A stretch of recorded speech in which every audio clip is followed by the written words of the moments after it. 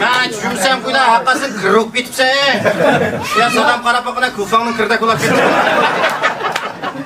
Bunun sonra yapmış insan var mı?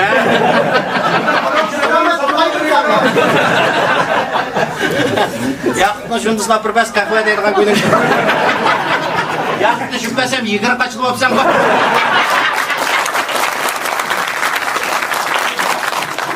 Yani kalıqını bulgav etipse. Ama et taptırma ama eben çayımçılardan olsa. Nasıl da yemeğinçiler. 700 milyon ben aldım 70 milyon. Yani bu daşlı karoti deyip sen çıkma olamsa.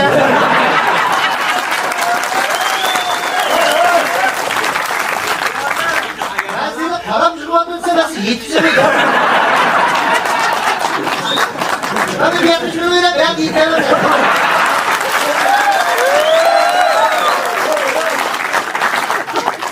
Yani bu komisyon hem karşı dava dışı yok. Hiç tekniğim hakem. Öyle mi? Sen de takıldın mı adam? Hürmet kılın ha. Sen benim çarşafdan içinde var. Abdurrahim benim ayarlar durmadın. Sen tamam ayarlayacak durmayın. Usta bir yarattın ya. Şey yok şeyde. Bu da atlayacak kadar kaba kurmaktı. Şu an Cağız'daydın toğa şakır patladı.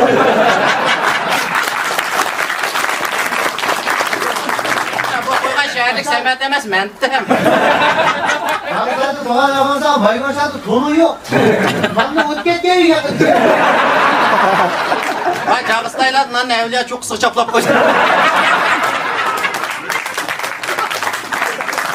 Lan o evliyaları burun navayken.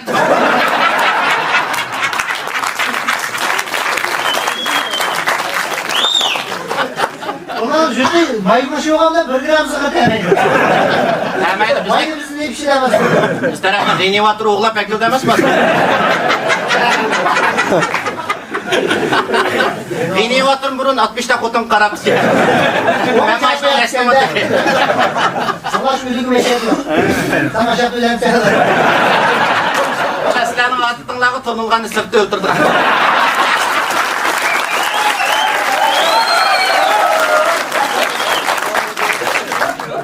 Baygoşun hakikaten sıvak yapma. Yakışacak müziği pes etmediler.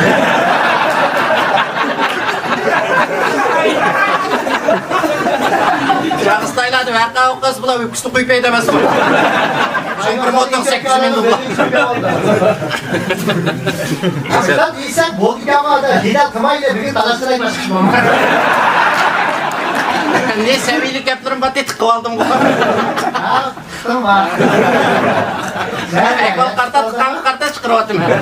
Yeni işlerden yürüdüğün yapıyor. Sen onu yanıma kaldırma koy Hilal. Onun da bu hiç seten avmaz.